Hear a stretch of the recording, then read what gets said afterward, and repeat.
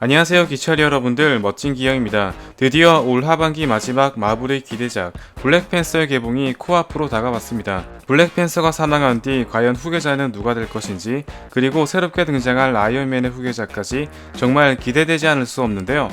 이번 시간에서는 블랙팬서가 지닌 능력 중 그가 지닌 능력은 과연 얼마나 강력한지 격투스타일과 슈트의 기능 및 다방면으로 알아보도록 하겠습니다.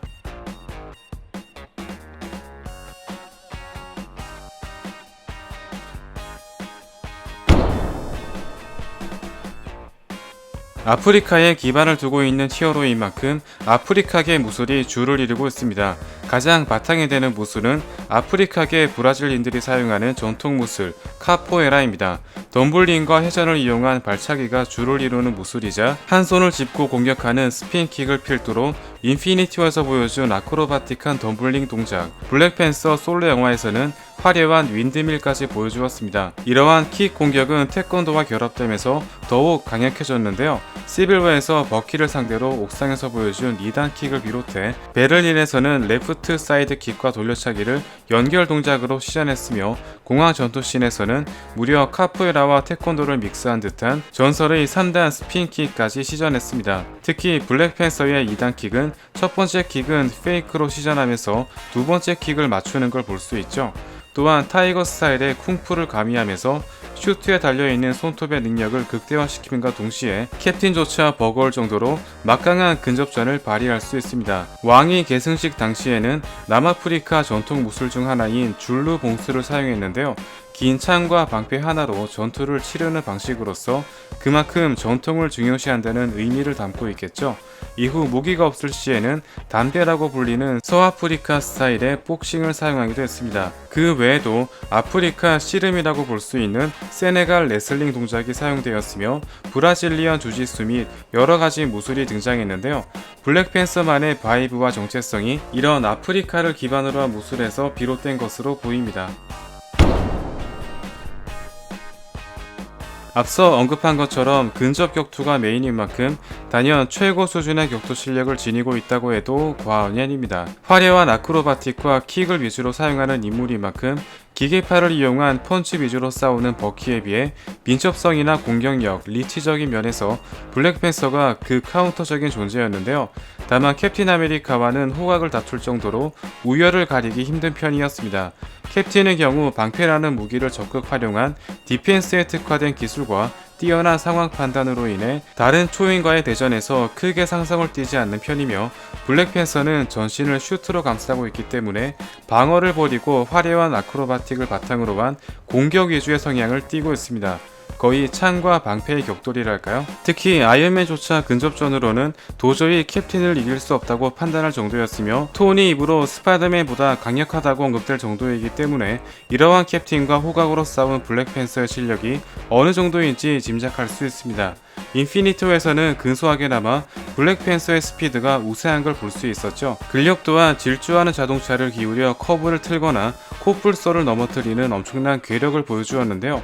캡틴 역시 날아가는 헬기를 붙잡고 버티거나 아이언맨 허드에 표시된 캡틴의 펀치가 135kg에 육박하는 수준이었지만, 아이언맨의 슈트가 비브라늄보다는 약한 티타늄 소재이기 때문에 아무래도 비브라늄으로 무장한 블랙팬서의 공격력이 조금 더 우세하다고 볼 수 있습니다. 블랙팬서의 능력 중 가장 돋보이는 부분인 방어력입니다. 맨몸 상태에도 허브의 능력을 통해 일반적인 공격에는 크게 치명상을 입지 않는 편이며, 비브라늄 슈트로 전신을 덮을 시에는 지구상에 존재하는 무기로는 절대 데미지를 입힐 수 없기 때문에 적의 공격을 회피할지언정 아예 뭔가를 막는 모션이 일절 없는 편인데요. 진동을 뜻하는 바이브레이션과 물질을 뜻하는 단어가 만나 생긴 합성어로서 충격을 흡수하고 방출하는 면에서 극한의 성능을 지니고 있습니다. 총알 같은 약한 충격은 적당히 튕겨내는 정도로 가볍게 막아내는 편이지만, 토르의 망치처럼 상당한 위력을 지닌 공격은 방어하는 즉시 충격을 방출하는 모습을 보이고 있는데요. 아마도 충격과 동시에 힘을 방출하기 때문에 금속이 파괴되는 것을 막아주는 것으로 보이며, 슈리가 이를 보완하면서 방출되는 타이밍까지 조절 가능해지게 되었습니다. 인피니티 워에서 걸레짝이 된 헐크 버스터와는 달리 캡틴의 방패와 블랙팬서의 슈트는 아무런 스크래치도 없는 멀쩡한 모습까지 보여주었습니다. 이 때문에 격투 실력은 윈터 솔저나 캡틴과 비슷할지언정 장기전으로 갈수록 블랙팬서가 훨씬 유리한 상황이라고 볼 수 있는데요. 다만 이러한 완벽한 슈트 역시 타노스에게는 무용지물이었으며 토르의 망치를 파괴한 헬라 역시 충분히 파괴 가능한 것으로 보입니다. 또한 콜버스의 창이 비전의 신체를 관통했으며 타노스의 쌍날검이 캡틴이 방패를 파괴한 것으로 보아 우르로 만든 무기 앞에서는 한계를 보이고 있는데요. 또한 와칸다에서 비브라늄을 채굴할 때 사용하는 소닉 스테빌라이저를 사용한다면 비브라늄의 특성을 비활성화시킬 수 있기 때문에 이를 응용해서 만든 율리시스의 무기가 오코예의 차를 파괴하거나 슈리 역시 건틀렛을 이용해 킬몽거를 무력화시켰습니다. 다만 나노 슈트로 변신할 때에는 입고 있던 옷이 다 찢어지면서 슈트 안에 아무것도 입고 있지 않은 상태가 되는데요. 이 때문인지 마지막 전투씬에서 나노 슈트가 조금씩 벗겨지며 맨살이 보이는 등 하마터면 19금이 될 뻔했다고 해도 과언이 아닙니다. 특히 무엇보다 가장 치명적인 약점은 금속으로 만들어졌기 때문에 감전에 매우 취약한 편인데요. 호크아이는 감전 화살로 비전을 잠시 동안 묶어두었으며 윈터 솔저를 쫓던 블랙팬서 역시 위도우 스팅에 감전당하며 눈앞에서 버키를 놓치고 말았습니다. 아마도 감전까지 극복한다면 최고의 방어력이지 않을까요?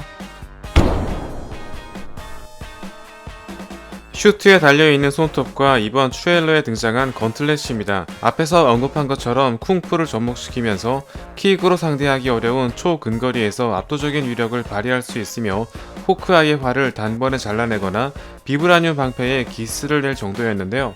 아무래도 같은 내구도를 지닌 금속이니만큼 뾰족한 블랙팬서의 손톱이 좀 더 치명적이었겠죠. 이번 트레일러에서 슈리의 손톱이 클로즈업 된 것으로 보아 아마도 그 위력을 다시 한번 보여줄 것으로 보입니다. 특히 손톱을 이용해 벽을 타고 내려오거나 마차를 이용해 낙법으로 활용하는 등 블랙팬서의 다이나믹한 움직임을 한층 보강해주고 있습니다. 또한 슈리의 슈트에는 이전에 사용했던 건틀렛이 장착되어 있으며 비브라늄을 무력화시킬 정도의 위력이었던 만큼 가장 메인이 될 공격으로 추정되는데요. 이 건틀렛으로 인해 트찰라와는 또 다른 격투 스타일을 보여줄 것으로 보입니다. 블랙팬서 최고의 능력이라면 바로 은신이라고 해도 과언이 아닙니다. 실제로 슈리가 트찰라에게 준 신발 이름 스니커즈는 살금살금 다니다란 뜻을 지니고 있는데요. 비브라늄의 특성상 충격을 흡수하는 기능으로 인해 블랙팬서가 슈트를 입고 등장하는 장면에서는 전혀 발자국 소리를 들을 수 없습니다. 시빌워에서 추격전을 벌일 때나 공항 전투씬에 등장할 당시에도 착지하는 소리가 전혀 들리지 않을 정도인데요. 이 때문인지 솔로 영화 첫 장면에서 납치범들은 블랙팬서가 나무 위에 올라와 있다는 사실을 전혀 눈치채지 못했으며 시빌워 당시에도 토니와 캡틴을 따라 시베리아 기지에 잠입했지만 발자국 소리가 나지 않기 때문에 들키지 않았었죠.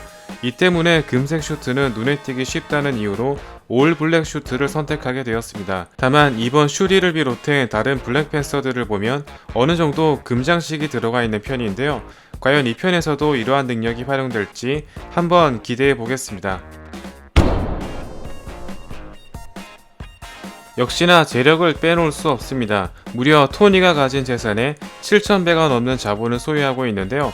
와칸다는 비브라늄을 이용해 군사력 및 과학, 의료 분야에 적극 활용하고 있으며 덕분에 동시대에서 가장 진보된 기술력을 가진 국가로 거듭나게 되었습니다. 당시 카지노에서 딴 5천만원 정도는 그냥 무시할 정도였죠. 다만 비브라늄이 겨우 250km 유출된 것만으로도 비전이 탄생되고 소코비아 도시가 파괴되는 등 엄청난 재앙을 불러올 수 있다는 점에서 외부 유출은 물론 극도로 폐쇄된 성향을 띠고 있습니다.